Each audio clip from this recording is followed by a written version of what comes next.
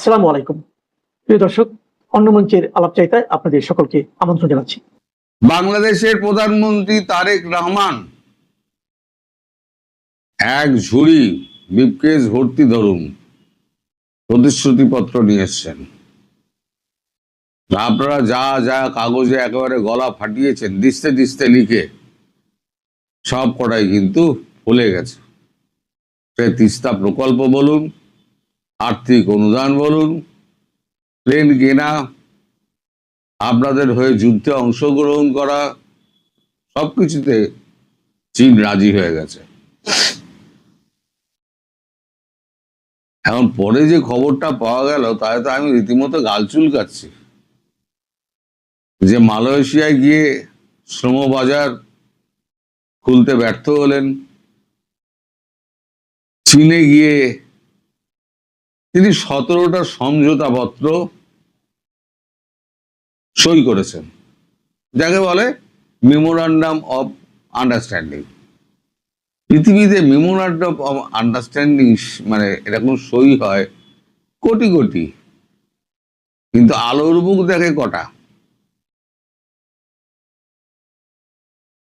Memorandum of investment বা joint venture এরকম কিছু হয়েছে কি? আমার তো জানা নেই, আপনাদের জানা থাকলে আমায় লিখে জানাবেন। আমি বলেছিলাম উনি ঝুড়ি ভর্তি করে বা ব্রিফকেস ভর্তি করে উনি সমস্ত নিয়ে আসবেন যা কাগজে লেখালেখি হচ্ছে, আর এখনো কাগজে দারুণ চোটপাট হচ্ছে। আর এরা জানে না যে বাংলাদেশের মিডিয়া ভারতবর্ষের তো কেউ না, পৃথিবীর কেউ দেখে না, সোশ্যাল মিডিয়া দেখে। বাংলাদেশের মিডিয়া, টেলিভিশন, খবরের কাগজ কেউ দেখে না। নিজেদের ড্রাম নিজেরা পিটিয়ে যাচ্ছেন। কিন্তু দিন শেষে কথা হলো যে এই যে আপনাদের বিপুল বাজেট ঘাটতি, সেটা মেটাবেন কি করে? আমি তো আগেই বলেছিলাম যে চীন টাকা দেবে না, কেউ টাকা দেবে না, কারণ একটা অস্থির দেশকে, যে ব্যাংকটা আপনার উঠে যাওয়ার জোগাড় হয়েছে, যেমন ধরুন ইসলামিক ব্যাংক, তারল্য কমে গেছে। 1 লাখ টাকা এখন একটা ডলার নিয়ে যান, 1 লাখ টাকা নেওয়ার জন্য আপনাকে 10 বার ঘুরতে হবে। তা যে ব্যাংকে টাকাই নেই সেই ব্যাংকে কেউ টাকা রাখে? আমার প্রশ্ন হলো সেইটা। এখন আপনারা গায়ের জোরে বলবেন হ্যাঁ অমুক হয়েছে তমুক হয়েছে, আসলে হয়েছে অশ্বডিম্ব, প্রসব হয়েছে অশ্বডিম্ব।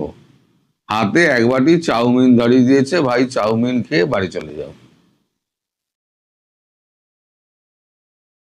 তিস্তা প্রকল্প নিয়ে আপনাদের খুব উত্তেজনা ছিল। চীন ভারতে যুদ্ধ করবে বাংলাদেশের হয়ে। আচ্ছা, যেখানে একটু বুদ্ধি খাটান না, যেখানে আরআইসি এবং ব্রিক্স গঠনের জন্য চীনের রাষ্ট্রদূত ওয়াং ই তিনি 2 দিন ধরে এখানে এসে পড়ে রয়েছেন সাঙ্গ পাঙ্গ সহ, যিনি পরবর্তীকালে আর কি প্রেসিডেন্ট হওয়ার লাইনে রয়েছেন, তাই নেক্সট প্রেসিডেন্ট অফ চায়না সম্ভাব্য, তিনি যদি এখন ভারতে 2 দিন ধরে পড়ে সমস্ত ডকুমেন্ট সই করে, এর মধ্যে একটা ডকুমেন্টের কথা আমি উল্লেখ করি, সেটা হচ্ছে আমাদের ওই লাদাখ থেকে আরম্ভ করে ডেমচুক পর্যন্ত সীমান্তে যত গন্ডগোল ছিল, আমরা দিনের পর দিন মিটিং এর পর মিটিং, সিরিজ অফ মিটিং করে আমরা সেগুলো সমাধানের জায়গায় চলে এসেছি। তার একটা সমঝোতাপত্র হয়েছে। ফলে আপাতত ওই অঞ্চলে আগামী 10 বছরের জন্য ঝগড়া ঝুড়ি চাপা রইল। কারণ ব্যাপারটা হচ্ছে এখন নিজেদের অস্তিত্ব রক্ষার ব্যাপার। আগে বাইরের শত্রুকে ঠেকাই, তারপরে আমরা লড়বো। আগামী 10 বছরের মধ্যে দেখবেন ভারতের সঙ্গে চীনের কোনো ঝামেলা নেই, দেখে নেবেন। আজকে বলে দিলাম, যেখানে আরআইসি গঠন হচ্ছে, ব্রিক্স গঠনের এত প্রক্রিয়া চলছে, দুটোই এই বছরে হবে। সেখানে বাংলাদেশের হয়ে চীন যুদ্ধ করতে যাবে? আপনাদের সাধারণ মস্তিষ্কে কি বলে? এটা কি ওয়াইজ থিঙ্কিং? ওয়াইজ থিঙ্কিং হলে তাহলে আমার আর কিছু বলার নেই। তবে আপনারা মাঝে মাঝে এমন এমন সমস্ত কথাবার্তা বলেন না, লোক হাসানো। কিছুই পেলেন না, শূন্য হাতে ফিরে এলেন, এবং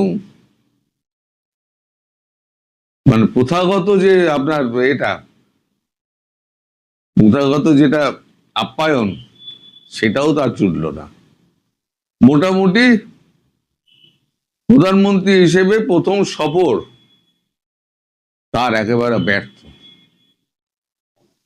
ব্যর্থতার এই কারণ যে আপনারা সমস্ত বিশ্বকে আপনারা দেখিয়ে দিয়েছেন যে বাংলাদেশ কি জিনিস।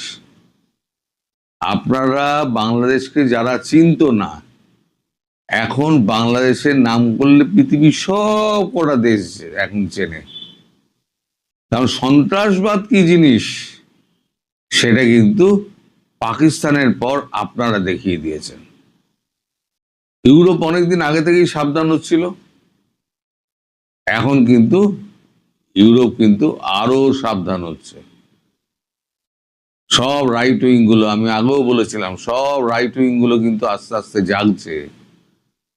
সুতরাং মুসলিমদের পক্ষে কোন রাষ্ট্রই খুব একটা সুবিধাজনক অবস্থায় নেই। সেটা হচ্ছে এই আপনাদের দোষে।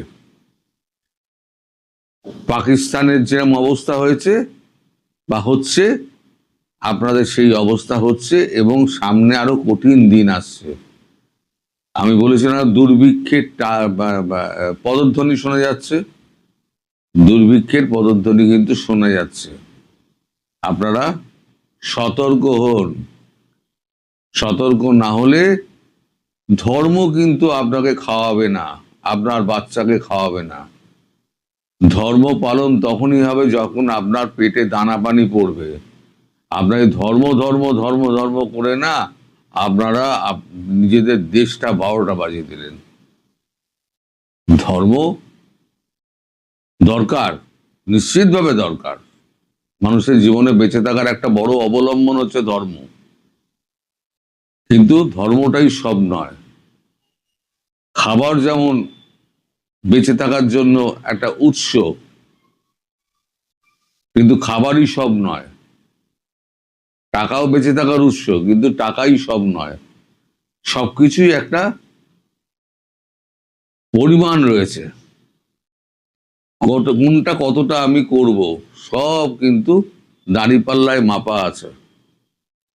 একটু ব্যালেন্স এদিক ওদিক হয়ে যাবে, আপনি শেষ। সুতরাং আমার পরামর্শ মানুন, আপনারা মূল স্রোতে ফিরে আসুন। মূল স্রোতে ফিরে এসে এই যে কলেমা লাগানো যে ঝান্ডা ফান্ডা উড়িয়ে বেড়াচ্ছেন না, এগুলো বন্ধ করে দিন। এগুলো বন্ধ করলে দেখবেন আপনার দেশটা শান্তিভাবে, শান্তি হলে আপনার বাইরের ইনভেস্টমেন্ট আসবে, ইনভেস্টমেন্ট এলে আপনার দেশটা আবার দাঁড়াবে। আর আপনারা যদি ধর্ম ধর্ম করে উন্মাদের মতো চেঁচান, তাহলে পরে আর আপনাদেরকে কেউ আর বাঁচাতে পারবে না। এটা আমি লিখে দিতে পারি।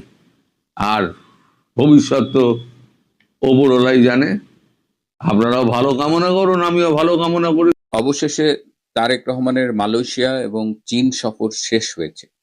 এই সফর শেষে তিনি কি নিয়ে ফিরলেন বাংলাদেশে? বিশাল বিনিয়োগ, নাকি এটি ছিল স্রেফ কূটনৈতিক সৌজন্য? এই সফরে তার কি প্রাপ্তি হয়েছে বিশাল অশ্বডিম্ব? আজকে এই বিষয়টি নিয়েই বিশ্লেষণ করব। শেষ পর্যন্ত সাথে থাকবেন। বেশ ঢাকঢোল পিটিয়েই বাংলাদেশের প্রধানমন্ত্রীর বিদেশ সফর শুরু করলেন। প্রথমে তিনি গেলেন মালয়েশিয়ায়। মালয়েশিয়ার সফরটা ছিল অনেকটা সংক্ষিপ্ত। সেখানে মালয়েশিয়ার প্রধানমন্ত্রী তার ফেসবুক পেজে আমাদের প্রধানমন্ত্রীকে নিয়ে একটি স্ট্যাটাস দিয়েছেন, সেখানে হাবিবের একটি গান বাজিয়েছেন। এটিই ছিল মূলত মালয়েশিয়া সফরে আমাদের প্রধান প্রাপ্তি। যে আশায় আমাদের যাওয়া হয়েছিল যে মালয়েশিয়ার শ্রম বাজার উন্মুক্ত হবে, বাংলাদেশ থেকে ম্যান পাওয়ার এক্সপোর্ট করা যাবে, সেই বিষয়ে কোনো ডেভেলপমেন্ট নেই। মালয়েশিয়া সরকারের পক্ষ থেকে বাজার খুলে দেওয়া হয়নি, সুতরাং যে মূল উদ্দেশ্যে যাওয়া হয়েছিল সেটি আসলে অর্জিত হয়নি বলা যায়। কিন্তু এই সফরের মূল দৃষ্টি ছিল আমাদের সবার চীন সফর উপলক্ষে। চীনে তিনি 22 তারিখ থেকে 26 তারিখ পর্যন্ত ছিলেন, গতকাল বাংলাদেশে ফিরেছেন। তিনি মূলত ওয়ার্ল্ড ইকোনমিক ফোরামের যে ডাভোস সামার যে সেমিনার ছিল সেখানে অংশগ্রহণ করেছেন। সেই সেমিনার থেকে অবশ্য পাওয়ার তেমন কিছু ছিল না। এর আগে সুইজারল্যান্ডে ডক্টর ইনুস গিয়েছিলেন, 43টা মিটিং করেছেন একদিন, অসংখ্য মিডিয়ায় সাক্ষাৎকার দিয়েছেন, তিনিও ঘোড়ার ডিম নিয়ে ফিরেছিলেন। যাই হোক, এই চীন সফরে তারেক রহমানের সবচেয়ে বড় অর্জন হলো যে প্রতিদিন তার উপদেষ্টা এবং প্রধানমন্ত্রীর কার্যালয়ের মুখপাত্র মিস্টার মাহাদি আমিন তিনি প্রেস কনফারেন্স করতেন। তারেক রহমানের এই সফর কাভার করতে যেসব বাংলাদেশি সাংবাদিক গিয়েছেন তাদের নিয়ে তিনি প্রেস কনফারেন্স করতেন, প্রতিদিনের আপডেট দিতেন। তো একদিনের আপডেট শোনার সৌভাগ্য হয়েছে। তো সেই আপডেট শুনে যেটা মনে হয়েছে যে এই সফরের সবচেয়ে বড় সাফল্য হলো যে তিনি চীনের 3জন শীর্ষ পর্যায়ের নেতা বলি বা একেবারে চীনের প্রেসিডেন্ট, প্রধানমন্ত্রীর সমপর্যায়ের প্রিমিয়ার এবং স্পিকার সমপর্যায়ের এই 3জনের সাথেই তিনি মিটিং করেছেন। তারেক রহমানের এই সফরটি ছিল মূলত চীনের যে প্রিমিয়ার লি কিয়াং তার আমন্ত্রণে। শি জিনপিং ভীষণ ব্যস্ত সময় কাটাচ্ছেন। আমি ওদের যে চীনা বার্তা সংস্থা জিনহুয়া সেটা দেখলাম, সেখানে দেখলাম যে কাম্বোডিয়ার সাথেও এই চীনা নেতৃবৃন্দের মিটিং হয়েছে এবং সেটি তারা অনেক বেশি হাইলাইট করেছে বাংলাদেশের মিটিং এর চাইতে। যাই হোক, বাংলাদেশ মিটিং সম্পর্কেও সেখানে আছে। যে দুটো জিনিস আমরা আশা করেছিলাম এই সফর থেকে, সেটা হলো যে তিস্তা ব্যারেজের যে মহাপরিকল্পনা সেখানে চীনের অর্থায়ন, এবং যেটা বাংলাদেশের মিডিয়ায় পরবর্তীতে দেখলাম যে তিস্তা ব্যারেজ নিয়ে কথা নেই, কিন্তু বাংলাদেশ, মিয়ানমার, চীনের কুনমিং পর্যন্ত যে অর্থনৈতিক করিডোর, এটা নিয়ে বাংলাদেশের মিডিয়ায় ব্যাপক হাইলাইট করা হয়েছে। কিন্তু আসলে কি হয়েছে, যে যৌথ বিবৃতিটা ইংরেজিতে আমি দেখলাম, এটা জিংওয়ার ওয়েবসাইটে আছে, সেখানে কেবলই আমার কাছে মনে হচ্ছে যে শব্দের খেলা। এই দুই চুক্তি পড়লে মনে হয় যে সবই তারা করবে, কিন্তু স্পেসিফিক কিছুই নেই। তিস্তা ব্যারেজ মহাপরিকল্পনার ব্যাপারে চীন সরাসরি আকারে ইঙ্গিতে বলে দিয়েছে যে তারা এই মুহূর্তে এটি ফান্ডিং করবে না। আপনাদের নিশ্চয়ই মনে আছে যে আওয়ামী লীগ সরকারের আমলে চীনের সাথে এই তিস্তা ব্যারেজ নিয়ে অনেক কাজ হয়েছিল, মোটামুটি কি হবে টোটাল প্ল্যানিংটাও হয়েছিল।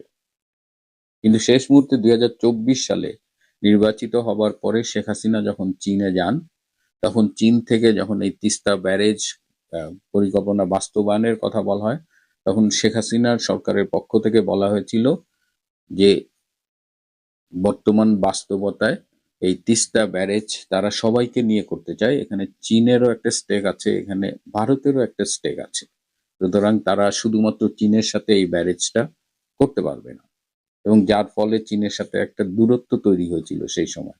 আপনাদের মনে আছে যে শেখ হাসিনা তার সফর সংক্ষিপ্ত করে একদিন আগে ফিরে এসেছে। কিন্তু আজকে চীন এই তিস্তা ব্যারেজ করবে কিনা, চীনের কাছে যখন সাহায্য চাইছে বাংলাদেশ সরকার, তখন চীন খুব স্পষ্টভাবে না বলে দিয়েছে, কারণ চীন এই মুহূর্তে ভারতের সাথে সম্পর্ক উন্নয়নে অধিক মনোযোগী। তারা ভারতকে কোনো কারণে চটাতে চায় না, এবং তিস্তা ব্যারেজটা এমন একটা ইস্যু যেখানে যদি শুধুমাত্র ভারত করে তাহলে চীন রুষ্ট হবে, শুধুমাত্র চীন করলে ভারত রুষ্ট হবে। সেইখানে একটা মিউচুয়াল আন্ডারস্ট্যান্ডিং খুব জরুরি। এবং বিশ্ব বাস্তবতায় আমি বারবার বলছি যে RIC কিন্তু এখন একটা বাস্তবতা, একদম রাশিয়া, ইন্ডিয়া, চায়নার যে 3 দেশীয় জোট, এবং ব্রিক্সও খুব অ্যাক্টিভ। এবং আপনারা জানেন যে চায়না এবং ভারতের মধ্যে যে বিভিন্ন রকমের কনফ্লিক্ট ছিল সেগুলোকে তারা মিনিমাইজ করে সম্পর্ক উন্নয়ন করছে, এবং তারা সবাই সম্মিলিতভাবে আমেরিকার যে সুপ্রিমেসি সেটাকে চ্যালেঞ্জ করতে চাচ্ছে। তো সেই জায়গা থেকে চীন কখনোই বাংলাদেশের জন্য এই ঝুঁকি নেবে না যে তারা ভারতকে রুষ্ট করবে বা বিশ্ব রাজনীতির যে বর্তমান যে গতি প্রকৃতি সেটিকে ব্যাহত করবে। সুতরাং তিস্তা ব্যারেজ বাদ। এখন রইল অর্থনৈতিক করিডোর মিয়ানমার হয়ে চায়না পর্যন্ত বাংলাদেশ। এই করিডোর নিয়ে তো বাংলাদেশে কম জল ঘোলা হলো না। এখন এই মিয়ানমার কে কেন্দ্র করে ভারতের স্টেক আছে, রাশিয়ার স্টেক আছে, চায়নার স্টেক আছে, এখন আমেরিকাও তার স্টেক চায়, এই রিয়ার আর্থ মিনারেলের ভাগ চায়। তো এইখানে বাংলাদেশ থেকে চীন পর্যন্ত এই করিডোর কে করবে, এই বিনিয়োগটা কে করবে? যদিও চায়না বলেছে তাদের যে বেল্ট অ্যান্ড রোড ইনিশিয়েটিভ তারা সেটা এগিয়ে নিয়ে যাবে, কিন্তু এই যে ইকোনমিক করিডোরের কথা বলেছে এই বিনিয়োগে এই মুহূর্তে চায়না প্রস্তুত নয়। তারা আপাতত শব্দটা বলেছে, যেমন তিস্তা ব্যারেজ নিয়েও বলেছে যে আপাতত তারা তিস্তা ব্যারেজ নিয়ে ফান্ডিং করতে রেডি না, ভাবছে না। আবার এই করিডোরের কথা, এই করিডোরে ফান্ডিং করবে কে?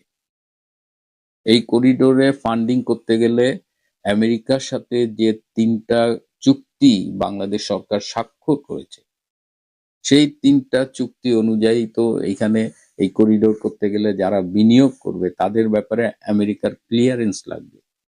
তো চায়না স্পষ্টভাবে বুঝিয়ে দিয়েছে যে তাদের পক্ষে এখন আর এই ঝুঁকি নিয়ে বিনিয়োগ করা সম্ভব না, কারণ চায়না ইতিমধ্যে ভেনিজুয়েলায় অনেক লস করেছে। 4-5টা দেশে কিন্তু তাদের বিনিয়োগ ঝুঁকির মুখে আছে। সুতরাং আমেরিকার সাথে এই চুক্তি করে আবার চায়নার বিনিয়োগ আশা করা, এটা মনে হয় যে এই মুহূর্তে একটু বেশি হয়ে যায়, বিশেষ করে এই ইকোনমিক করিডোরের জন্য। তবে এই সফরে একটা ইন্টারেস্টিং বিষয় ছিল যে ওই যে বাটপার আশিক চৌধুরী নামের এক বাটপার, যার ইংরেজিতে প্রেজেন্টেশন দেখে বাঙালি জাতি একেবারে হুমড়ি খেয়ে পড়ে। কিন্তু আমি আমার এই সামান্য জীবনে, আমি তো মাস্টারি করেছি পৃথিবীর, আমি অসংখ্য কনফারেন্স অ্যাটেন্ড করেছি, সোজা কথা।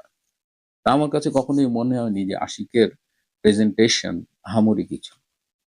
তো তার প্রেজেন্টেশনে এমন ভাব যে পুরা চীনের বিনিয়োগকারী ব্যবসায়ীরা সবাই বোধহয় বাংলাদেশে এসে ঝাঁপায় পড়বে। যাই হোক, প্রধানমন্ত্রী ফিরেছেন, তার চালা চামুন্ডরা বাঙ্গু মিডিয়া নানানভাবে এটা হাইলাইট করার চেষ্টা করছেন, কিন্তু বাস্তবতা হলো যে বিশাল এক অশ্বডিম্ব নিয়ে ফিরেছেন তারেক রহমান। এক কথায় বলা যায় তার চীন সফর লক্ষ্য অর্জনে ব্যর্থ হয়েছে। এবছর চীনা কমিউনিস্ট পার্টির 105 বছর পূর্তি হলো। সেই পূর্তি উপলক্ষে বাংলাদেশ সরকারের পক্ষ থেকে চীনা কমিউনিস্ট পার্টিকে অভিনন্দন জানানো হয়েছে। প্রিয় বন্ধুরা, আজ এ পর্যন্তই। ভালো থাকবেন, সুস্থ থাকবেন, তার চেয়েও জরুরি হলো নিরাপদে থাকবেন। সবাই